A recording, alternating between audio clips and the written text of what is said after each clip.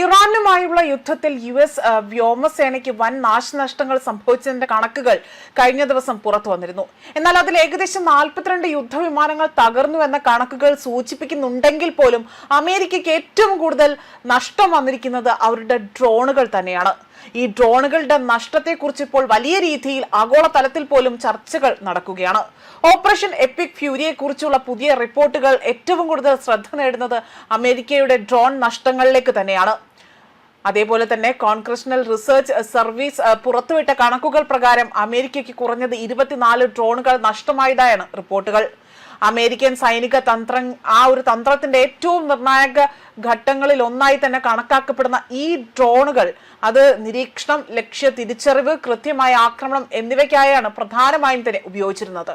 മനുഷ്യജീവൻ അപകടത്തിലാകാതെ തന്നെ ദീർഘസമയം യുദ്ധമേഖലയിൽ പ്രവർത്തിക്കാൻ കഴിയുന്നതിനാൽ തന്നെ MQ-9 റീപ്പർ ഡ്രോണുകൾ അമേരിക്കയുടെ ആധുനിക രീതിയുടെ ഒരു പ്രധാന കരുത്തായിരുന്നു.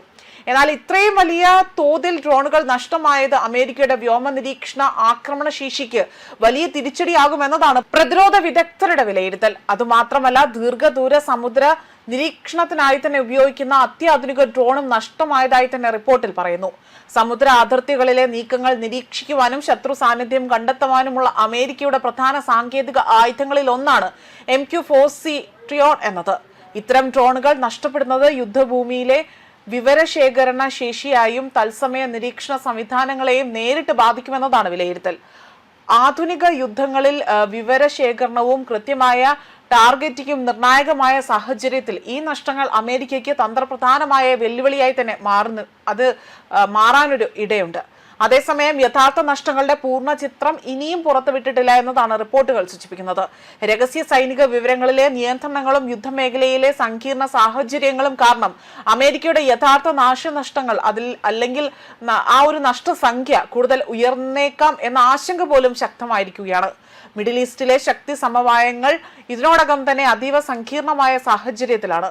ഗാസ യുദ്ധം, ചെങ്കടലിലെ സംഘർഷങ്ങൾ, ഹോർമുസ് കടലിലെ സുരക്ഷാ പ്രശ്നങ്ങൾ എന്നിവയാൽ തന്നെ പ്രശ്നം വലിയ ഒരു അസ്ഥിരത നേരിടുകയാണ്. ഈ സാഹചര്യത്തിൽ അമേരിക്കയ്ക്ക് ഉണ്ടായ ആ ഒരു വ്യോമ നഷ്ടങ്ങൾ മേഖലയിലെ ഭാവി സൈനിക തന്ത്രങ്ങളെ ബാധിക്കുമെന്നതാണ് കരുതപ്പെടുന്നത്. ന്യൂസ് ഡെസ്ക് കർമ്മ ന്യൂസ്.